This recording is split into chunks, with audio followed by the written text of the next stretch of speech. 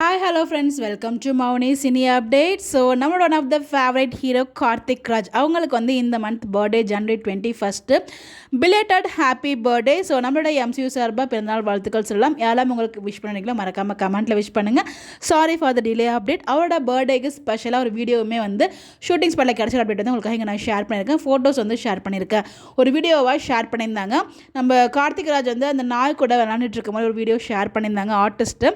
அதுதான் உங்களுக்காக நான் ஒரு சில ஃபோட்டோஸ் உங்களுக்காக இங்கே நான் ஷேர் பண்ணியிருக்கேன். ஸோ இந்த சீரியல் ஹீரோயின் இருக்காங்க இல்லையா, அவங்களுமே ரேவதி இருக்காங்களா, அவங்களுமே வந்து விஷ் பண்ணியிருக்காங்க நம்ம ஹீரோக்கு பர்த்டேக்கு.